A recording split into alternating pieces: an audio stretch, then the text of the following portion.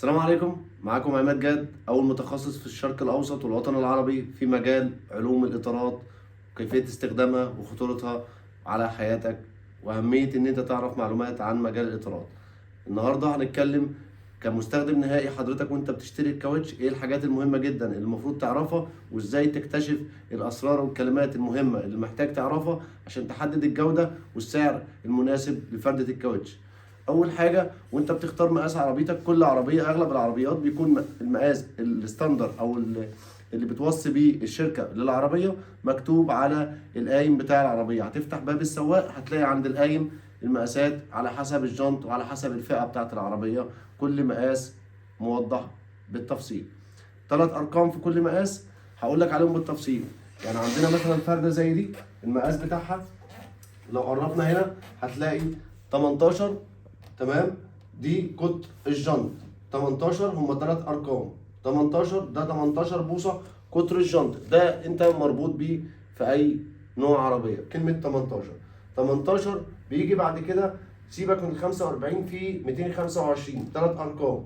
تمام، ال 225 دي معناها العرض بتاع الدواسه نفسه اللي هو الجزء ده من هنا لهنا. 225 بتقسم على 10 لان 225 دي 225 مللي، فعلى 10 يطلع معاك 22 سنتي ونص اللي هي المسافه ما بين النقطتين دول بكل تفصيل. الرقم اللي بعد كده بيجي الرقم اللي في النص. الرقم اللي في النص ده 45 بيبقى مربوط بالرقم اللي في العرض، نسبة وتناسب 45% من العرض. لو المقاس بتاعك كل مقاس هتحسبها نفس الحسبة. الرقم ال 18 او ال 15 او ال 16 او ال 17 ده قطر الجنط، ده الجنط بتاع حضرتك او قطر العجلة.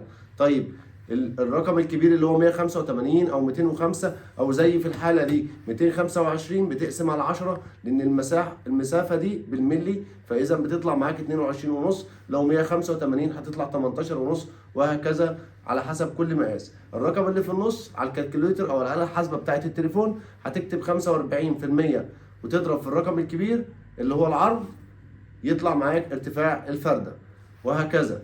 لو 60 185 هتقول 60% في 18 سم ونص هيطلع معاك الارتفاع بتاع الفرده. اذا ابعاد الفرده كده انت عرفتها: قطر الجنط وده اساسي، العرض وده الرقم الكبير بالملي، والارتفاع نسبه مئويه مع العرض. بكل اختصار ده مقاس عربيتك، ويفضل ان انت تلتزم بالمقاس اللي مكتوب او متوصي بيه لعربيتك لان عربيتك في احسن حالاتها بالمقاس الستاندرد بتاعها. طيب حضرتك بتشتري فردة الكاوتش، اهم حاجة هتبص عليها بعد المقاس الطبيعي بتاعك هو انتاج الفردة.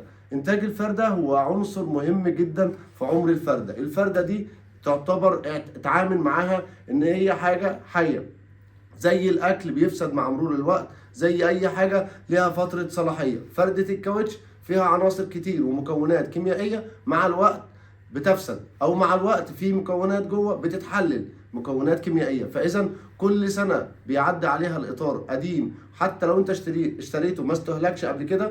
ولذلك اي حد بيبقى مركب استبن ويقول لك استبن ما نزلش الارض وتعدي سنين كتيره جدا، الاستبن ما استخدمش وبيجي مره يستخدمه ويعتمد عليه اعتماد كامل، عايز اقول لك حتى لو نقشته سليمه حتى لو ما استخدمش عمر الفرده معاك، وده نقطه مهمه جدا، من 5 ل6 سنين عمر فردة الكاوتش. ناس كتير بتسألني انا ما بمشيش كتير، طيب اغير الكاوتش على عمر قد ايه؟ كده انت مربوط بالعمر او التاريخ او الوقت، 6 سنين او 5 سنين. تمام، الا اذا وصلت ل 60,000 كيلو او 50,000 كيلو في وقت اقل من 5 سنين فوجب التغيير برضو. احنا كده تخطينا الجزئيه بتاعت المقاس، وبعد كده قلنا تاريخ الانتاج. حاول تجيب احدث انتاج موجود في السوق لان كل سنه هتعديه على الكاوتش موجود عند الستور او عند الموزع، كل ده انت بينقص من عمر الكاوتش وهو معاك.